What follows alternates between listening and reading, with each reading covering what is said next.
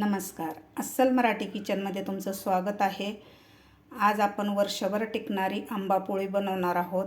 खायला खूपच छान लागते आणि करायलासुद्धा फार सोपे आहे.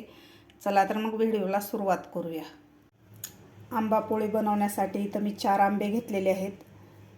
तुम्ही बघू शकता एकदम असे गोड आंबे आहेत, आंबट आंबे नाहीत आणि थोडेसे कडक आहेत आंबे, म्हणजे याच्यावरची साल काढता येते कडक असल्यामुळे. आपल्याला जास्त नरम आंबे वापरायचे नाहीत. मी 1 तासभर याला पाण्यामध्ये ठेवलं होतं. पाण्यामध्ये ठेवल्यानंतर याचा चीक निघून जातो आणि याची उष्णतासुद्धा कमी होते आंब्याची. आता यावरची आपल्याला साल काढून घ्यायची आहे.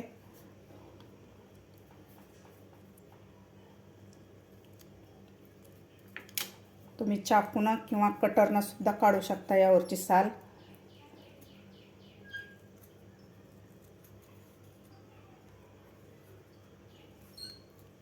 अशा प्रकारे आपल्याला साल काढून घ्यायची आहे.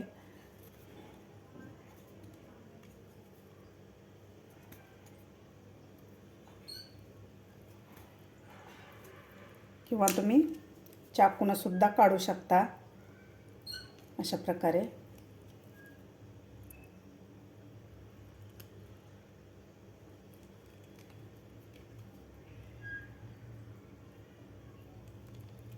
व्यवस्थित आपल्याला साल काढून घ्यायची आहे. सगळ्या आंब्यावरची मी साल काढून घेतलेली आहे. आता आपल्याला हे कापून घ्यायचे आहेत आंबे अशा प्रकारे.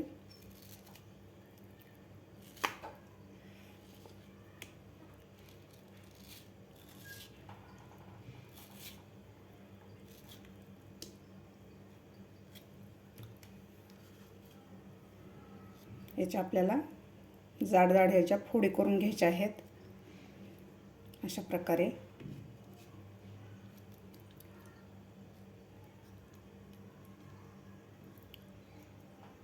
सगळे आंबे आपल्याला अशा प्रकारे कापून घ्यायचे आहेत. अशा प्रकारे मी 4ही आंबे कट करून घेतलेले आहेत. तर मी इथे एक मिक्सरचं भांडं घेतलेलं आहे. आता हे आपल्याला कापून घेतलेला आंबा घालायचा आहे यामध्ये.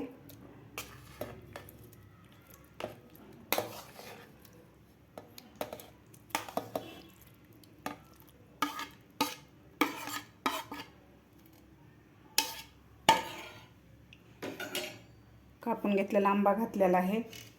याला झाकण लावून आपल्याला एकदम अशी पेस्ट करून घ्यायची आहे. पाणी आपल्याला अजिबात यामध्ये वापरायचं नाही. व्यवस्थित पेस्ट करून घ्यायची आहे. अशा प्रकारे पेस्ट करून घेतलेले आंब्याची तुम्ही बघू शकता. अशी मस्त दाटसर अशी पेस्ट झालेली आहे.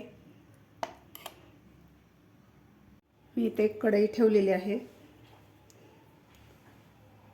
आता आपल्याला हे आंब्याची पेस्ट सगळी या कढईमध्ये घालायची आहे.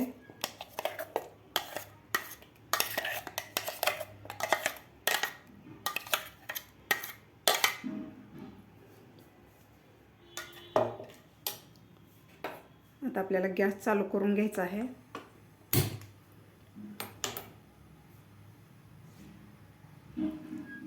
आता आपल्याला न साखर घालताच 2 मिनिटं ही पेस्ट परतून घ्यायची आहे आंब्याची.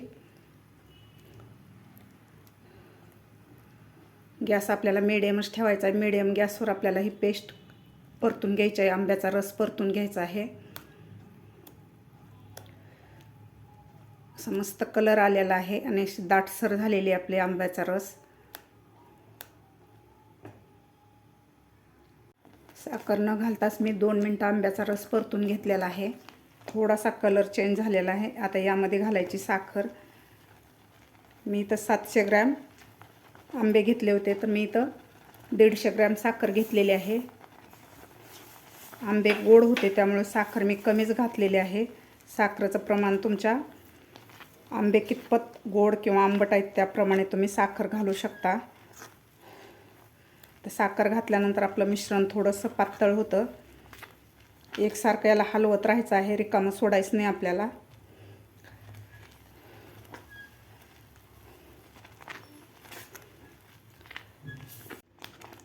तुम्ही बघू शकता असं मस्त आपलं मिश्रण झालेलं आहे. साखर घातल्यानंतर थोडंसं सैल झालेलं होतं मिश्रण. साखर घातल्यानंतर मी हे 6 ते 7 मिनिट हे परतून घेतलेलं आहे मिश्रण. थोडंसं दाटसर झालेलं आहे. आता आपल्याला गॅस कमीच ठेवायचा आहे. गॅस जर मोठा केला तर हे मिश्रण अंगावर उडू शकतं हलवताना, त्यामुळे आपल्याला गॅस कमीच ठेवायचा आहे. कमी गॅसवर आपल्याला हे मिश्रण परतून घ्यायचं आहे. सध्या आंब्याचा सीझन आहे. तुम्हीसुद्धा अशा प्रकारे आंबा पोळी नक्की करून बघा. खायला खूप छान लागते. आंब्याचं सीझन 2च महिने असतं, पण अशा आंबा पोळी जर तुम्ही केली तर वर्षभर तुम्ही आंब्याचा आस्वाद घेऊ शकता. आंब्याचे वेगवेगळे प्रकार केले जातात. गुळ आंबा, साखर आंबा, जाम, वेगवेगळे प्रकार केले जातात. तर अशा प्रकारे तुम्ही आंबा पोळी नक्की एकदा करून बघा. खूप छान लागते आणि तुम्ही हे वर्षभरसुद्धा तुम्ही स्टोअर करून खाऊ शकता. मी आठवड्यातून 3 रेसिपी अपलोड करते. तुम्हाला माझ्या रेसिपी कशा वाटतात ते नक्की कमेंट करून सांगा. माझ्या रेसिपी तुम्हाला आवडत असेल तर लाईक, शेअर आणि सबस्क्राईब करायला विसरू नका. असं मस्त झालेलं आहे मिश्रण. आता आपल्याला आणखीन 6 ते 7 मिनिट हे मिश्रण परतून घ्यायचं आहे. तुम्ही बघू शकता आपलं मिश्रण असं मस्त दाटसर झालेलं आहे आणि मस्त अशी चकाकी आलेली आहे. एकूण हे 17 ते 18 मिनिट मी हे मिश्रण परतून घेतलेलं आहे. असं मस्त दाटसर मिश्रण झालेलं आहे. आता आपल्याला गॅस बंद करायचा आहे. मी गॅस बंद करून घेतलेला आहे.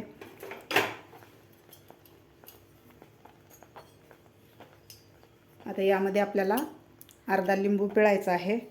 तुम्हाला आवडत असेल तर घाला लिंबाचा रस किंवा स्किप करू शकता. लिंबाच्या रसामुळे अशी मस्त आपली आंबा पोळी चटपटीत लागते. आता लिंबाचा रस घातल्यानंतर आपल्याला व्यवस्थित हलवून घ्यायचं आहे मिश्रण.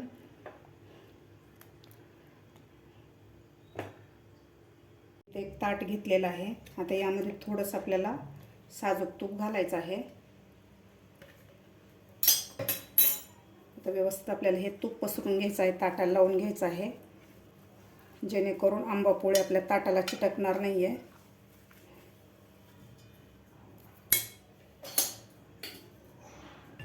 हे मिश्रण आपल्याला ताटामध्ये ओतून घ्यायचं आहे आंब्याचं.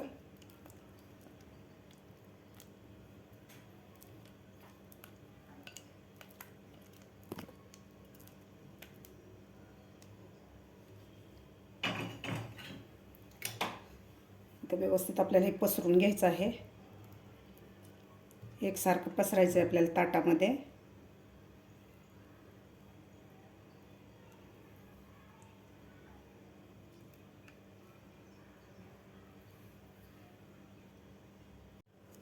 तुम्ही बघू शकता मी हे मिश्रण एकसारखं ताटात व्यवस्थित पसरून घेतलेलं आहे. आता मी हे मिश्रण 2 दिवस उन्हामध्ये वाळवून घेणार आहे. माझ्याकडं ऊन येतं म्हणून मी उन्हात वाळवून घेणार आहे. तुमच्याकडे जर ऊन येत नसेल तर पंख्याच्या खाली सुद्धा तुम्ही 3 दिवस हे आंबा पोळी वाळवून घेऊ शकता. व्यवस्थित वाळल्या जाते.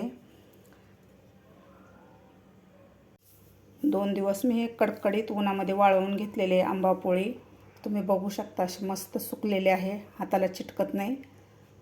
असा वरचा भाग मस्त असा सुकलेला आहे. आपण काढून घेऊया. तुम्ही बघू शकता अशी सहज निघू शकते. आपण ताटाला तेल लावल्यामुळे हे अजिबात ताटाला चिटकत नाही. तुम्ही बघू शकता अशी मस्त आपली आंबा पोळी तयार झालेली आहे. कलरसुद्धा मस्त आलेला आहे. कुठलाही कलर किंवा केमिकल आपण घातलेलं नाही. ओरिजिनल अशी आपली आंबा पोळी तयार झालेली आहे आणि दिसायला सुद्धा अशी मस्त दिसते. आता आपण हे कापून घेऊया. मी इथे एक पोळपाट घेतलेला आहे, त्यावर आपल्याला हे आंबा पोळी घालून घ्यायची आहे. आता आपल्याला हे कट करून घ्यायची आहे आंबा पोळी. तुम्ही हव्या त्या आकारात तुम्ही कट करून घेऊ शकता.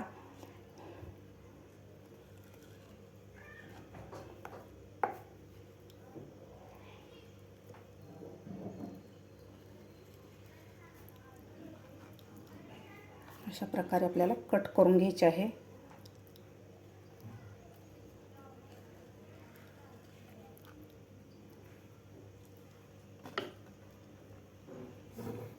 आता आपल्याला हे मधोमध कट करायचे आहे.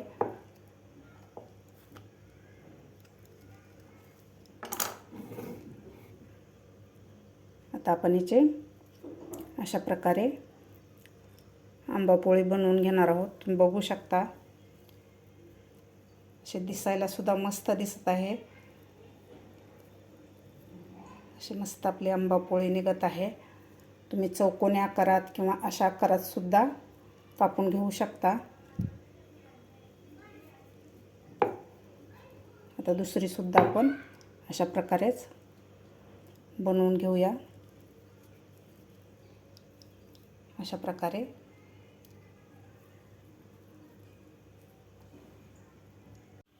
तुम्ही बघू शकता झटपट अशी आपली आंबापोळी तयार झालेली आहे. अगदी नॅचरल पद्धतीने हे आंबापोळी बनवलेली आहे. कुठलाही कलर किंवा केमिकल आपण घातलेलं नाही आहे. एकदम ओरिजिनल पद्धतीने आपण हे आंबापोळी बनवलेली आहे. खायला सुद्धा खूप छान लागते.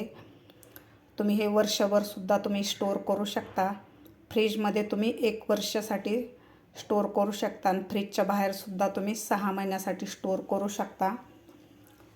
तुम्हाला जर वर्षभरासाठी काही आंब्याचे पदार्थ खावेसे वाटले, खीर, फालुदा, तर तुम्ही हे आंबापोळीपासून खीर, फालुदासुद्धा तुम्ही बनवू शकता. सध्या आंब्याचं सीझन आहे.